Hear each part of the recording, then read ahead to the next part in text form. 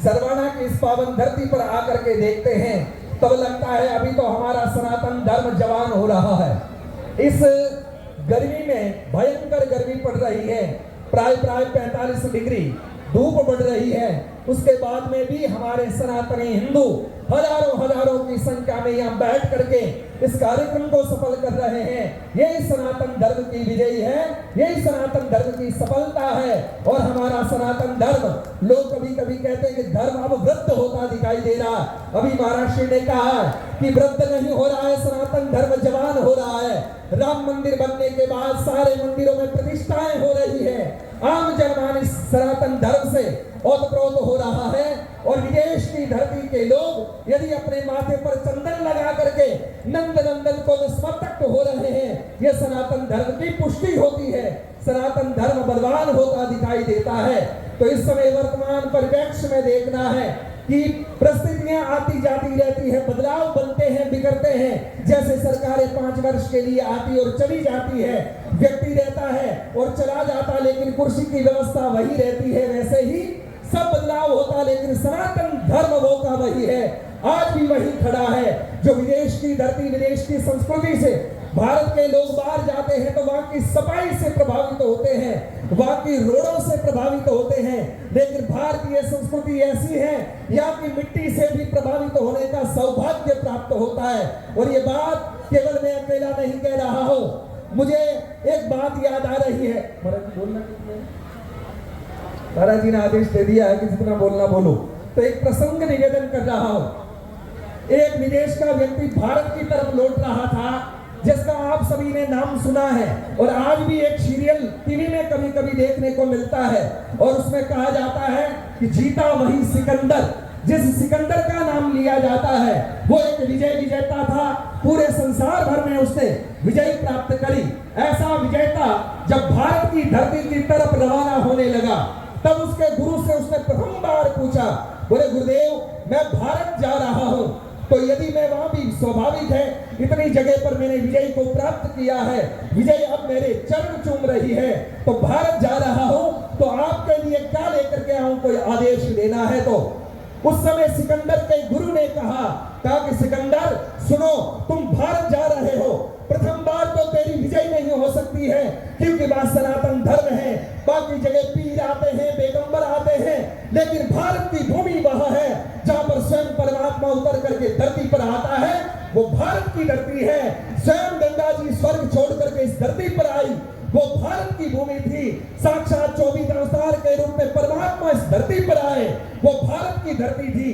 तुम भारत जा रहे हो तो एक चीज नहीं, 2 चीज नहीं, पूरी लिस्ट दे रहा हो। यदि विजय प्राप्त हो जाओ तो 7 वस्तुएं लेकर के आना, और यदि विजय प्राप्त नहीं हो और वह मर भी जाओगे तब भी सिकंदर, मेरा पूरा अध्यात्म, मेरा पूरा का पूरा जीवन का संघर्ष और चिंतन कहता है कि वह मरता भी है तो तेरी मुक्ति हो जाएगी।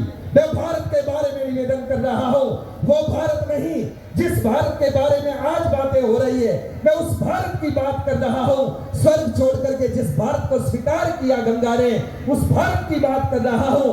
जो भारत में गौ माता में 33 कोटि देवता निवास करते हैं, उस भारत भूमि की बात कर रहा हूं। सिकंदर जब भारत की तरफ आने लगा, गुरु ने एक लिस्ट बताते हुए कहा ये चीजें लेकर के आना। तब सिकंदर ने हाथ जोड़ते हुए कहा, गुरुदेव कभी नहीं मंगवाया, प्रथम बार मंगवा रहे हो, तो ये चीजें 7 दे रहे हो, इसका महत्व भी तो बताओ, इससे प्राप्त क्या होने वाला है। तब सिकंदर के गुरु ने कहा कि तुम 7 चीज में सबसे पहले भारत जा रहे हो, तो वहां से एक मर्यादा का ग्रंथ है जिसका नाम है रामायण, वो भारत से लेकर के आना। उसने कहा कि हद हो गई है, हमारे यहाँ उपन्यास की कोई कमी नहीं है, अन्य पुस्तकों की कोई कमी नहीं है, लेकिन आप कह रहे हो भारत से लेकर के आना। उस रामायण में क्या है? तब सिकंदर के गुरु ने, विदेश का व्यक्ति कहता है उस रामायण में मर्यादा है। मर्यादा क्या होती है वो उस रामायण में लिखी है।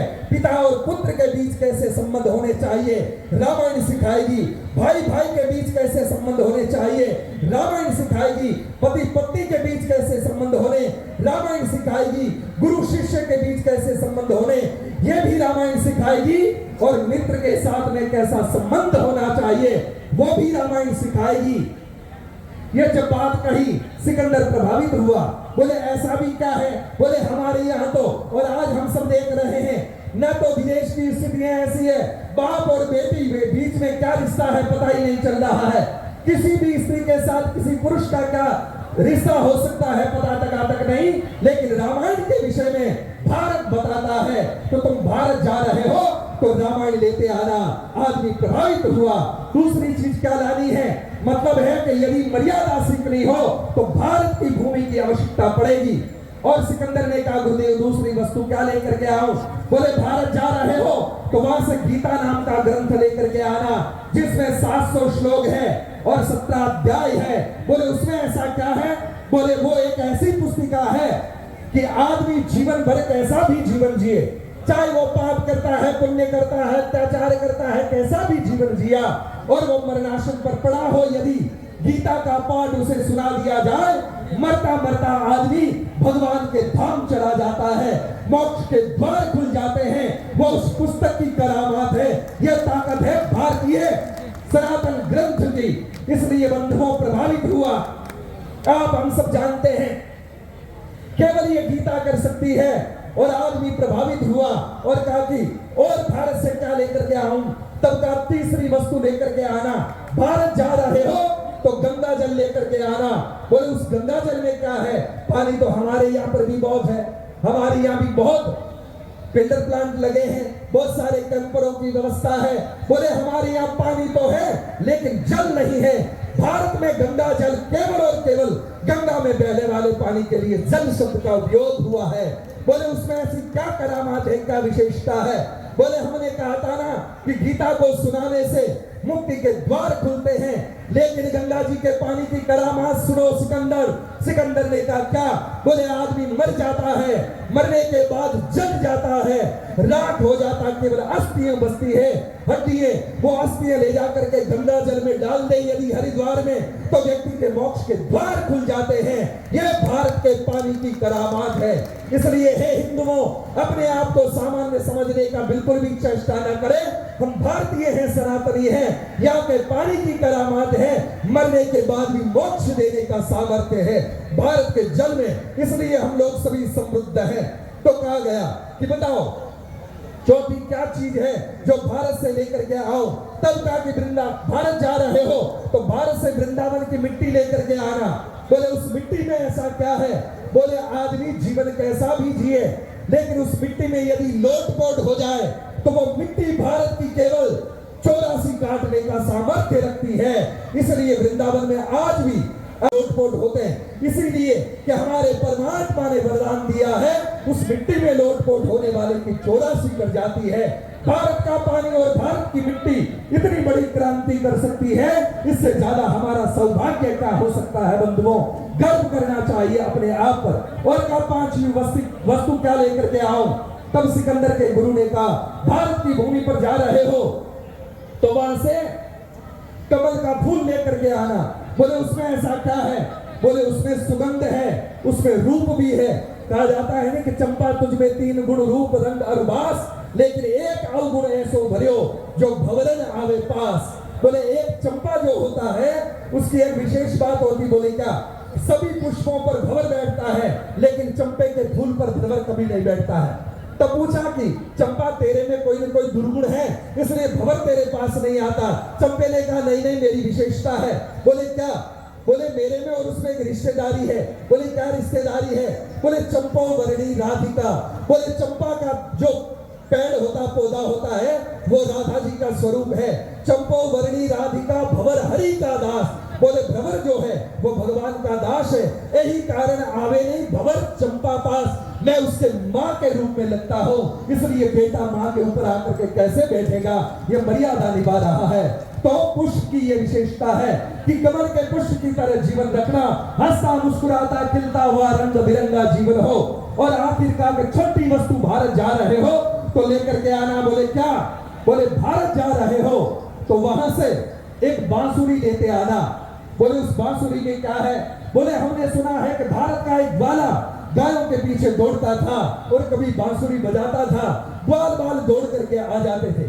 स्वामी विवेकानंद जब भारत की धरती से अमेरिका पहुंचे तब वहां के लोगों ने पूछा बोले हमने सुना कि आपके वहां का एक भगवान जिसको तुम कहते हो, हमारी दृष्टिकोण में वो एक ग्वाला गायों के पीछे दौड़ता था, क्या वो बांसुरी बजाता था तो गोप गोपी दौड़ करके आ जाते थे? ये सच बात है। स्वामी विवेकानंद ने कहा कि सत्य तो है लेकिन अर्ध सत्य है, पूर्ण सत्य नहीं है। बोले पूर्ण सत्य क्या है? बोले पूर्ण सत्य तो यह है कि बांसुरी बजती थी तो गोप गोपी दौड़ करके नहीं आते, पशु भी दौड़ करके आ जाते थे, पक्षी भी दौड़ की करामात थी। विदेश के लोगों ने कहा हम भरोसा क्यों करें? स्वामी विवेकानंद ने कहा मेरे साथ चलो। समुद्र के तट पर ले गए और ले जाकर के कहा कि बंधुओं देखो सामने क्या है? बोले समुद्र है। बोले तुम सभी पीठ कर दो समुद्र की तरफ, मेरी तरफ मुंह करो। और स्वामी विवेकानंद बोलने शुरू हुए। उनका उद्बोधन जब शुरू हुआ, बोलते रहे और पीछे खिसकते गए और कुछ समय के बाद अपना उद्बोधन बंद किया। सबने कहा बहुत बढ़िया बोलते रहे, अच्छा लग रहा सुनने में। स्वामी विवेकानंद ने कहा एक बार पीछे मुड़ करके तो देखो। पीछे मुड़ करके जब देखा 3 किलोमीटर लेकर के आ गए। उन्होंने कहा पता नहीं चला 3 किलोमीटर की यात्रा हो गई केवल और केवल आपका भाषण सुनते हुए। तब स्वामी विवेकानंद ने कहा कि परमात्मा का बनाया हुआ ये चमड़े का पुतला बोलता है 3 किलोमीटर ले जाता है। जब हमारा परमात्मा जब बांसुरी बजाता है या बोलता है, पशु पक्षी सब दौड़ने लग जाए, नृत्य करने लगे, क्या बड़ी बात है। और भारतीय संस्कृति है बंधुओं, इसलिए सनातन धर्म की बड़ी विशेषता है। यदि विदेश को जरूरत पड़ती है गुरु की, तब भी भारत से भेजना पड़ता है। विदेश के पास गुरु नहीं है और जिनके पास में गुरु नहीं है, यानी कि पाकिस्तान के पास गुरु नहीं है, तो वहां के लोग क्या कर रहे हैं? रोज रोज वहां पर केवल आतंकवाद की फैक्ट्रियां खुल रही है, आतंकवादी निकल रहे हैं।